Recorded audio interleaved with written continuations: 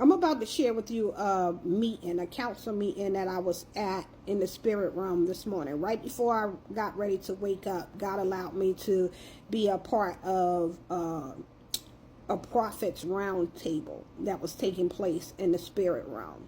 And this prophet's roundtable, it consists of fivefold ministry leaders who are led by the Spirit of God, who are walking in the Spirit, who are acceptant of fivefold ministry gifts flowing and operating and using and understanding God's power and God's strength and being led by God, and how things are defeated by the Spirit in the spirit realm, by the Spirit of Christ and all that Christ has done. Now, if you don't believe in prophets and apostles, you might as well keep right on scrolling, because it does not negate the fact of what it is that God showed me by taking me into the realm of the spirit this morning. Just as you were seeing me on this video, it was just crystal clear, the presence, the whole experience. But at this prophet's roundtable, there were apostles, there were prophets, there were pastors, there were evangelists, there were teachers, and there were people from miles at this table. But I was in the middle of the table, and the person who was positioned at the head of the table, another issue, was a woman, a chief apostle.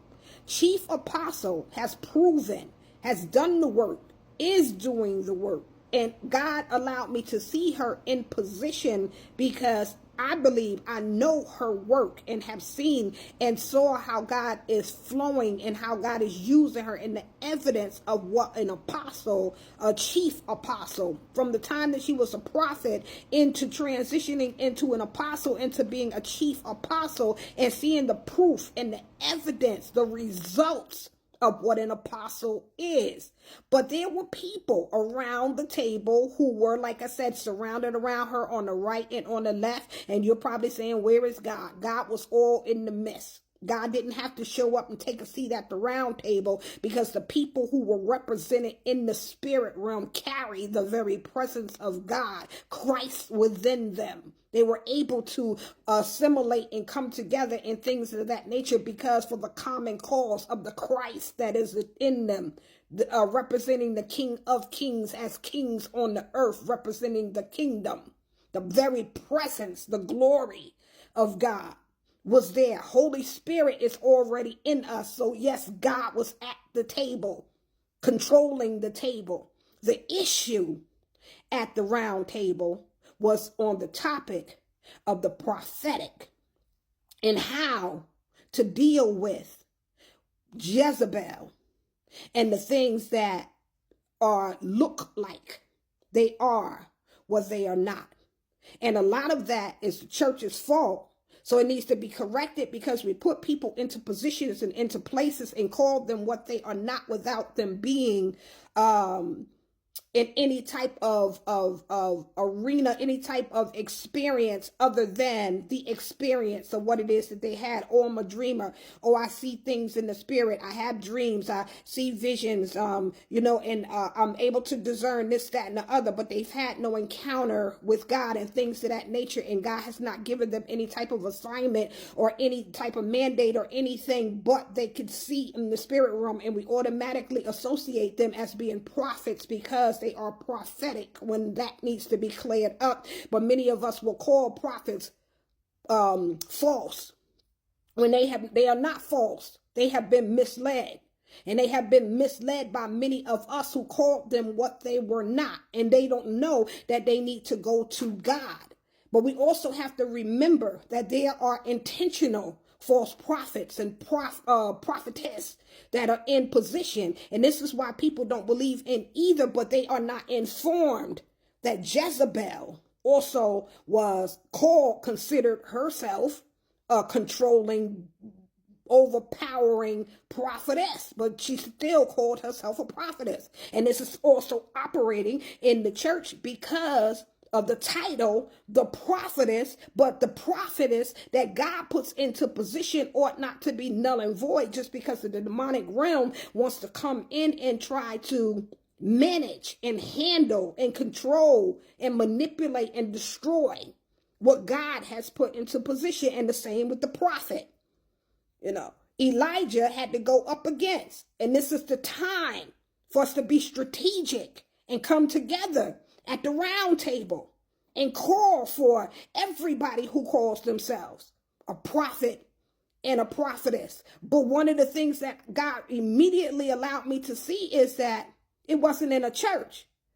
It was in a arena like type, not even like an arena. It was just like in a big open space in the spirit realm, and the people were assembled and able to come in and get the information. The thing with the church, with many of us, is we want to assemble and bring in the body, the people we train. There are people who are out there who have no idea what is going on with them, what they're seeing, why they're seeing, people who have never been to church. So it's not just about the prophets who have come home.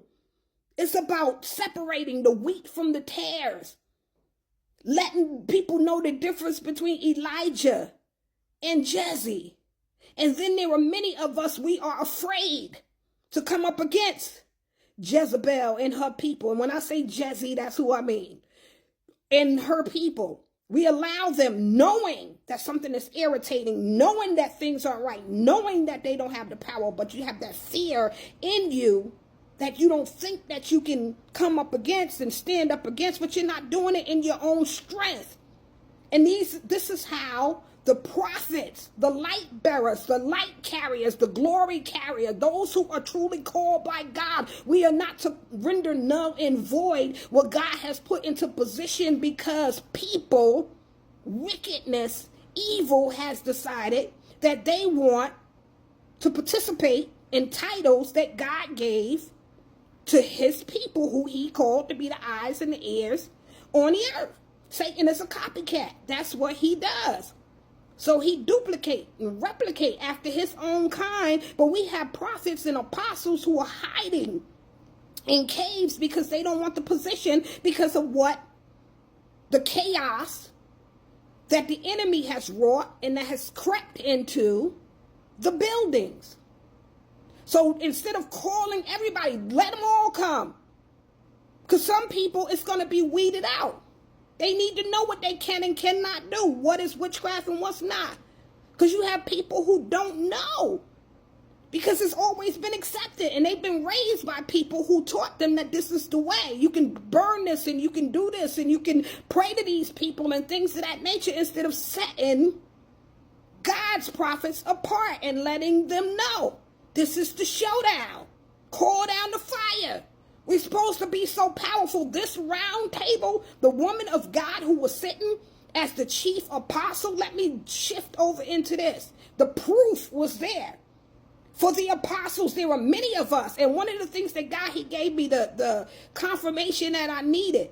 Sometimes we are called. The end result that we will end up is being where he's called. Yes, the mantle is there, but many of us aren't ready to step into that mantle. You have not built anything. You are not solid with the things that you need to have in position, not just a title and calling yourself something just because you know that this is what God has gifted and called you to do, but you're not prepared and not ready to step in it. And this is why many people are getting all knocked upside the head and things of that nature, and always in constant warfare, because you're in a position that you're not ready for, because you haven't transitioned through fivefold ministry gift. You have evangelized nobody, but you came right in off the bat stepping into, I'm an apostle.